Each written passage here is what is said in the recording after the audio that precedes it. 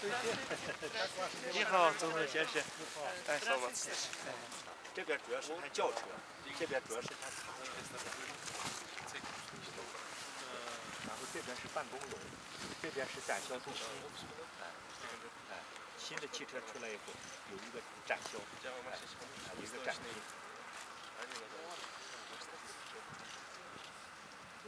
Берите машины. До 1 августа первую машину выпустили. 8月1号下午下线。我们一定要按总统说的这个目标来做，一定要想办法实现，克服一切困难就要实现。Но надо преодолеть много трудностей. 我相信有总统先生的支持，一定能实现。 设备安装条件2个月。 Курулуп жаткан завод 22 000 квадрат метр аянты менен автомобилдерди чогултуу линиясына ээ болот. Ал 80 000ден ашык автомобилдин жылдык өндүрүшүн камсыздай алат. Урматтуу мекендештер, кадырлуу меймандар, бүгүнкү иш-чаранын ардактуу катышуучулары. Кыргызстанда автоунаа чогултуу өнөр жайы Союз маалында жанданганы менен учурда биздин өлкө үчүн бул автоунаа чыгаруучу завод жаңылык десем жаңылышпаймын. Азыркы таптагы биздин инвестициялык саясат, анын ичинде салыктан бошотуу өңдүү жеңилдиктер Кыргызстанга инвесторлордун келишине кыйла жагымдуу жагдайларды жаратууда.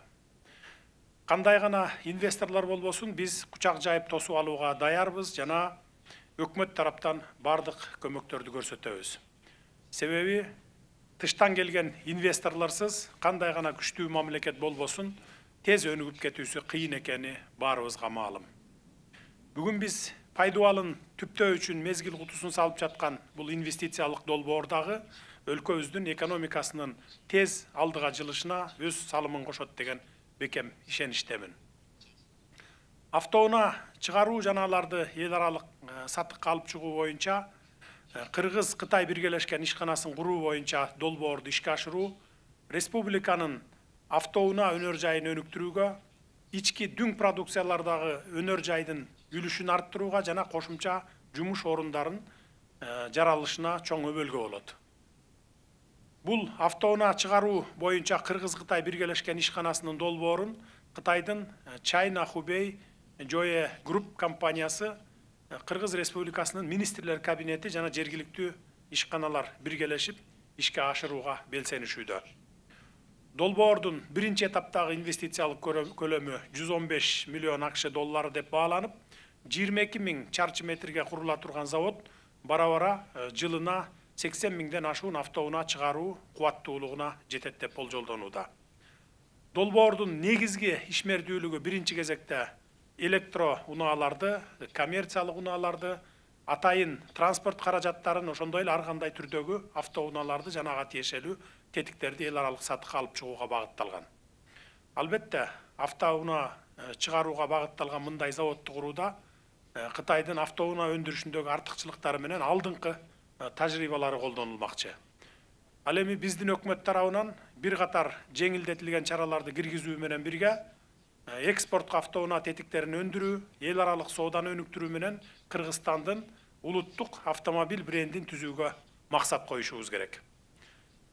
Биз бул мүдөөбүзгө жетип алсак, бул тармактын алга жылуусуна кедергесин тийгизип жаткан тоскоолдуктарды жоюп, андан улам пайда болгон чыгашаларды азайтып, өлкөнүн экономикалык кирешесин арттырууга, жаңы жумуш орундарын ачууга шарттар түзүлөт. Урматтуу мекендештер, өлкөбүздө кадам шилтеген автоунаа чыгаруучу өнөр жай тармагындагы мындай чоң долбоор ар тараптан колдоого муктаж.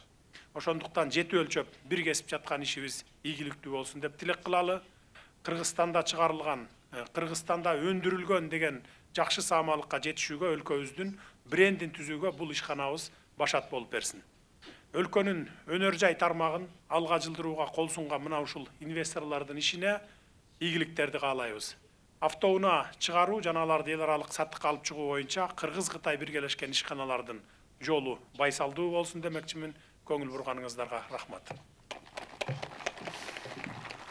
Урматтуу Кыргыз Республикасынын президенти Сатыр Жапаров мырза. Кемпату Катышучурлар. Дорогие участники, по случаю закладки капсулы в фундамент автосборочного завода JC от имени посольства Китая в Киргизстане я от себя лично выражаю горячее поздравление. В 2023 году председатель Си Цзиньпин и президент Садыр Джапаров провели важную встречу в городе Сиане, подтвердили стремление к созданию сообщества единой судьбы Китая и Киргизстана в духе добрососедства, дружбы и совместного процветания, вывели китайско-киргизские отношения на новый исторический уровень. В 2023 году товарооборот между Китаем и Киргизстаном достиг беспрецедентно высокого уровня. Пользуясь случаем, хотела бы выразить искреннюю признательность президенту Садыру Джапарову за личное внимание и поддержку деловому сотрудничеству между Китаем и Киргизстаном.